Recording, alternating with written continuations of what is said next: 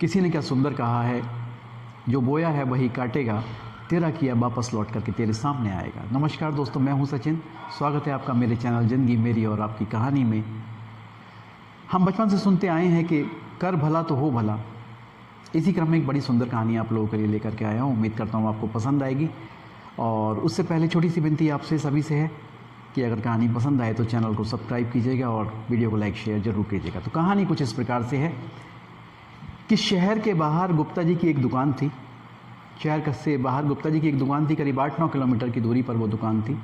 और जो रास्ते का जो लोकेशन थी वो बड़ी वीरान लोकेशन थी। आसपास मतलब दूर दूर तक कोई देखने को नहीं मिलता था। यातायात के कोई साधन नहीं थे। रोज़ाना गुप्ता जी को लिफ्ट लेकर के ही दुकान तक जाना पड़ता था। और शाम को भी जब वो लौट करके आते थे तो कोई गाड़ी उन्हें, कोई रिक्शा, कोई सवारी मिलती नहीं थी। तो लोगों को हाथ देते थे। किसी मोटरसाइकिल वाले को हाथ दिया तो कभी किसी को हाथ दिया, किसी ने रोका, किसी ने नहीं रोका। किसी ने लिफ्ट दे दी तो टाइम से घर पहुंच गए, नहीं दी तो पैदल पैदल ही मार्च करना पड़ गया।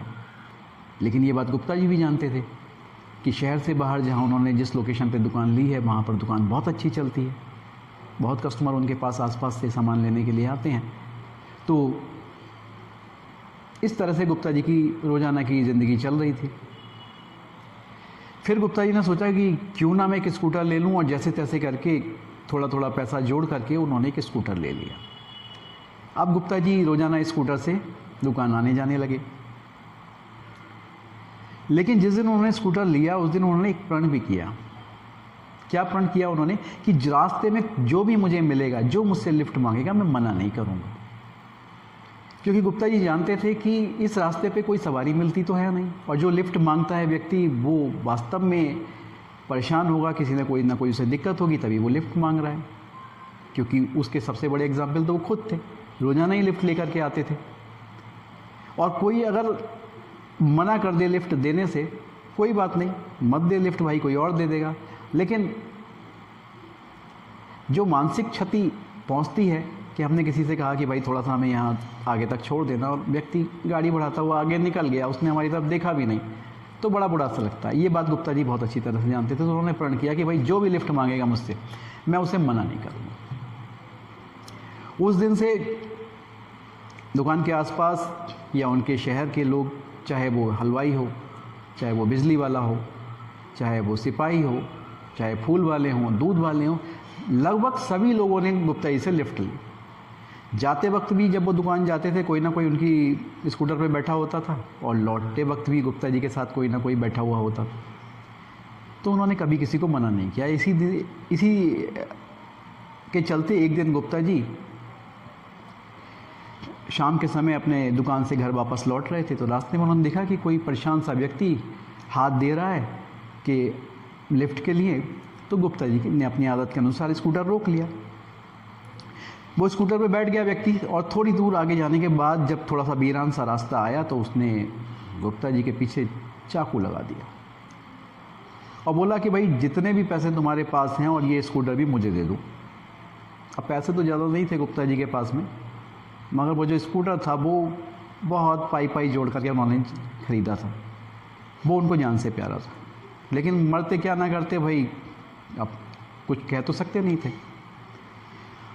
तो गुप्ता जी बोले भाई तुझे मैं स्कूटर तो दे दूंगा, 10-20 जो जेब में पड़े ये भी ले जा, लेकिन तेरे से एक विनती है मेरी। वो बोला क्या? बोले ये स्कूटर तूने कहाँ से चुराया, कैसे चुराया, ये बात का जिक्र कहीं मत करना। किसी को मत बताना कि तूने स्कूटर कैसे चुराया, कैसे कैसे तूने लिफ्ट ली और कैसे तूने चाकू दिखाया, स्कूटर छीन लिया। ये बात किसी को मत कहना। और यकीन मान, मैं इसकी कोई रिपोर्ट भी नहीं लिखाऊंगा थाने में, तो कोई चेक करने भी नहीं आएगा। अगर रिपोर्ट लिखाऊंगा तो पूछेंगे भाई कहाँ से चोरी हुआ, कैसे हुआ, तो मुझे भी बताना पड़ेगा। मैं भी किसी को नहीं बताऊंगा और तू भी किसी को मत बताना। तो वो व्यक्ति बोला ऐसा क्यों? तो गुप्ता जी बोले भाई देख, तूने स्कूटर मुझसे छीन लिया, कोई बात नहीं, ले ले। अब ये बात अगर इस रोड पे, इस एरिया में किसी को पता चल गई कि यहाँ पे इस तरह से लूट हुई है, तो कोई भी व्यक्ति किसी को लिफ्ट नहीं देगा और कोई किसी की मदद नहीं करेगा, जो मैं नहीं चाहता। तो कम से कम इतना तो तू मेरे लिए कर दे कि भाई इसके बारे में किसी से जिक्र मत करना, ठीक है? तो चोर बोला ठीक है, पर स्कूटर वापस नहीं करूँगा कभी तुम सोचो कि मैं तुम्हारी इन बातों में आकर के मैं तुम्हारा स्कूटर वापस कर दूँ। गुप्ता जी बोले मुझे चाहिए भी नहीं, तू ले जा। स्कूटर ले गया वो। अब गुप्ता जी जैसे तैसे घर पहुंच गए। अगले दिन सुबह को उठे तो अखबार वाला गेट पे अखबार डाल के गया, तो अखबार उठाने के लिए गेट पे गए। जैसे ही गेट खोला देखा सामने स्कूटर खड़ा हुआ है। गुप्ता जी चौंक गए, हैं स्कूटर। गए बड़ी तेज़ दौड़ के स्कूटर के पास, चिपट गए स्कूटर से। भाई वो तो उनका बहुत प्यारा स्कूटर था, पाइप वाइप जोड़ के उन्होंने खरीदा था, तो इतना उससे लगाव होना स्वाभाविक था। देखा स्कूटर पे एक छोटी सी चिट्ठी भी रखी है, उठाई, पढ़ी। चिट्ठी उस चोर की थी। उसमें लिखा उसने कि गुप्ता जी ये तुम्हारा स्कूटर है, ये अमिताभ बच्चन, जहाँ जाऊँ सारे इसे पहचानते हैं। बोले तुम्हारा स्कूटर चुराने के बाद मैं सीधे इसे कबाड़ी की दुकान पे लेके गया, और कबाड़ी की दुकान पे जाके जैसे ही मैं खड़ा हुआ तो इससे पहले मैं उससे कुछ बेचने के लिए पैसे की बातचीत करता, उसने पहले बोल दिया अरे तो गुप्ता जी का स्कूटर है, तुम्हारे पास कहाँ से आया। मैं डर गया। मैंने वहाँ पे एक कहानी बनाई कि गुप्ता जी ने किसी काम से मुझे शहर भेजा था, तो उसी के लिए उन्होंने अपना स्कूटर दिया था, किसी तरह से बच के वहाँ से निकल गया। फिर वहाँ से मैं सीधा, मुझे भूख लगी थी, एक हलवाई की दुकान पे गया कि कुछ खा लूँ, तो हलवाई ने तुरंत स्कूटर देखा, कह रहा है तो गुप्ता जी का स्कूटर है। तो मैंने कहा कि गुप्ता जी के यहाँ कुछ मेहमान आए हैं, तो मुझे कुछ घर के लिए सामान लेके कहीं जाना है। ऐसा कह के मैं वहाँ से भी बच गया। अब वहाँ से मैं सीधा निकला तो मैंने सोचा इसे यहाँ तो बिकेगा नहीं, कहीं शहर में जाके दूसरे शहर से बाहर कहीं बेचता हूँ इसे, जा करके वहीं बिकेगा ये। तो रास्ते पे नाके पे पुलिस ने रोक लिया, पुलिस के आदमी ने। वो कहता है अभी ये तो गुप्ता जी का स्कूटर है, तेरे पास कहाँ से आया। तो वहाँ भी मैं जैसे तैसे अपनी जान बचा करके वहाँ से कैसे निकला हूँ मैं ही जानता हूँ।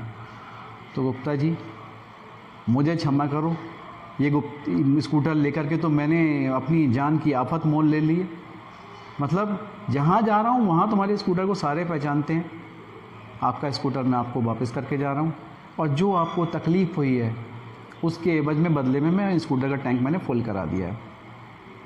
गुप्ता जी ने लेटर पढ़ा, थोड़ा सा मुस्कराए और बोले कर भला तो हो भला। तो उम्मीद करता हूँ दोस्तों आपको ये कहानी पसंद आई होगी। फिर मिलूँगा आपसे एक नई कहानी के साथ। तब तक हंसते रहिए, खुश रहिए, और बेकार के विचारों को अपने दिमाग से निकाल दीजिए। अपने दिमाग की हार्ड डिस्क में केवल अच्छे विचारों को रखिए। नमस्कार।